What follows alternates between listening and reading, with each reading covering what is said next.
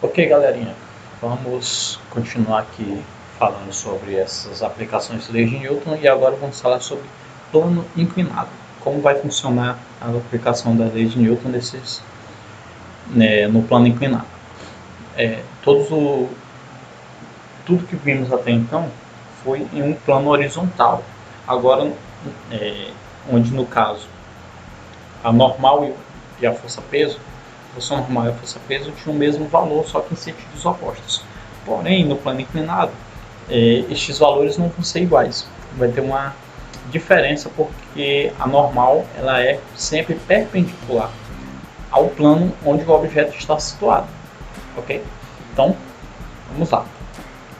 O que seria então o plano inclinado? Seja um bloco de massa m apoiado sobre uma rampa inclinada de um ângulo, no caso que seria θ, perdão, com relação ao plano horizontal. Despreze o atrito. Então nós temos aqui, nós temos um bloco, ele está sobre um plano inclinado com um ângulo θ, ok? E a gente pode observar o seguinte: o peso sempre puxa para o centro e a força normal, sempre é perpendicular ao plano onde o objeto está, no caso aqui onde esse bloco está, ok? Então pode observar que a normal não vai ser mais igual à força-peso, ela vai ser igual a uma componente dessa força-peso. E que componente seria essa? Vamos lá. Ao observarmos a figura acima, notamos que as forças que atuam sobre o corpo são. Então nós temos aqui, mesma figura, ok? Agora vamos ver todas as forças que estão agindo aqui. Aqui nós tínhamos observado que a força normal, a força-peso, ok? Porém, aqui eu vou ter uma componente da força-peso aqui, ó, que é chamada de Px, e uma componente da força-peso que é chamada de Py. E podemos observar o seguinte: minha força normal vai ser igual à componente Py da força-peso, certo?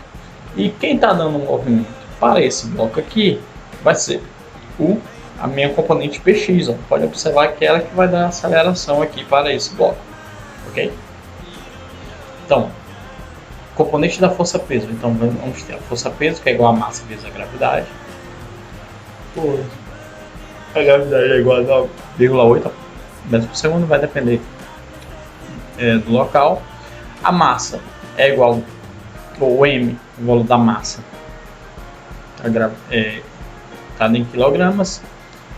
Nós temos a força de reação normal ao plano. Força normal está aqui, ó. E ao desprezarmos o atrito, notamos que o corpo desloca-se para baixo. Então, ó, se não tiver atrito, o corpo vai se deslocar neste sentido aqui, na direção da componente Px da força-peso, ok?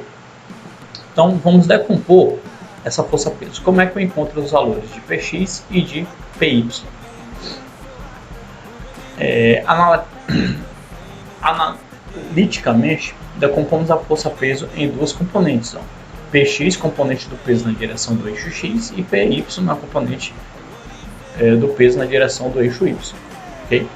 Os módulos das componentes Px e Py são obtidos a partir das relações trigonométricas do triângulo retângulo, de acordo com o esquema abaixo.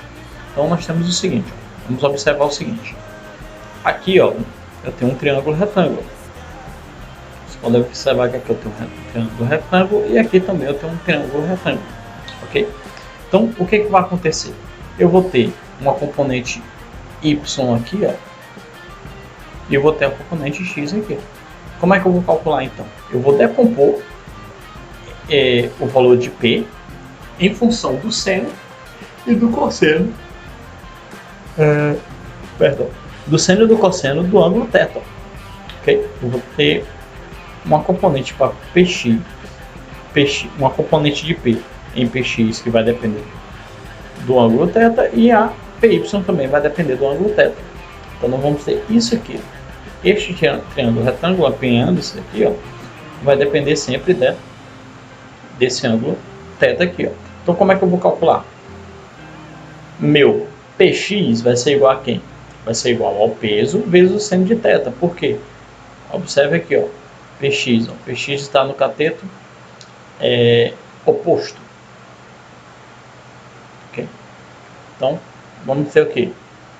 O meu px vai ser o peso do corpo vezes o seno de θ. Em consequência, o meu py vai ser o peso do corpo vezes o cosseno de θ. Ok? Então vamos ter a decomposição destes do peso, da força peso, vai ser igual a, para px, peso vezes o seno de θ, e para py, peso vezes o cosseno de θ. Certo? Vamos lá. Aceleração de um plano inclinado. Como é que eu vou calcular, então, a aceleração de um corpo em um plano inclinado? Para determinarmos a aceleração porque um bloco desça o plano inclinado, utilizamos a segunda lei de Newton. Px igual a força normal, não é isso que a gente observou na figura passada. Px igual a massa vezes a aceleração. Px igual a força resultante. Vamos lá.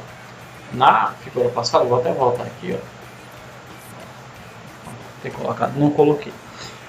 O Px, ele que vai dar o movimento desse bloco aqui, ó. No Py não vai ter movimento, eu vou ter Py igual a força normal, ok? Mas esse movimento aqui, o que vai fazer esse bloco se movimentar é o Px. Então vamos lá. Como minha força resultante aqui vai ser igual ao Px, então tenho que Px é igual a minha força resultante. Minha força resultante é igual a massa vezes a aceleração. Bem, meu Px é igual a peso vezes o seno de θ, que a gente viu agora há pouco, né? Minha componente x é igual a força peso vezes o seno de θ. Então, a minha força resultante, não é isso? Massa vezes aceleração, é igual a minha componente x, que é o peso vezes o seno de θ. Minha aceleração, então, vai ser o seguinte. Vamos lá. Como o meu peso, meu P aqui, é igual a massa vezes a gravidade, então nós temos o seguinte, ó. Massa vezes a aceleração é igual a massa vezes a gravidade, que é meu peso de x aqui, vezes o seno de θ. Aí, ó, eu tenho uma massa de um lado e a massa do outro, então eu posso cancelar as duas. Vai ficar então que minha aceleração vai ser igual a gravidade vezes o seno de θ. Então eu posso calcular a aceleração de um bloco com esta fórmula aqui, ó. A gravidade do local vezes o seno de θ, do ângulo formado, certo? Eu posso calcular a aceleração dessa maneira. Então eu vou calcular a aceleração do plano inclinado com esta equação aqui. Vamos lá. Note que a aceleração do corpo não depende da sua massa. Então, ó, o corpo não vai depender, a aceleração que esse corpo vai estar se deslocando não vai depender da massa dele. Vamos lá. Vamos a um exemplo. Um carro de massa de 800 kg sobe uma rampa inclinada 30 graus com a horizontal. Desprezando-se as forças dissipativas e adotando gravidade igual a 9,8 metros por segundo quadrado, calcule a aceleração do corpo e a força de reação normal ao plano. Então nós temos aqui a massa do corpo, que é 800 kg, o ângulo formado, que é 30 graus, e a gravidade do local, que é 9,8.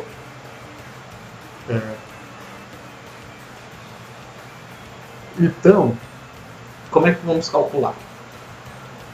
Primeiro que ele quer que calcule a aceleração do corpo e depois ele quer que calcule a força de reação normal do plano.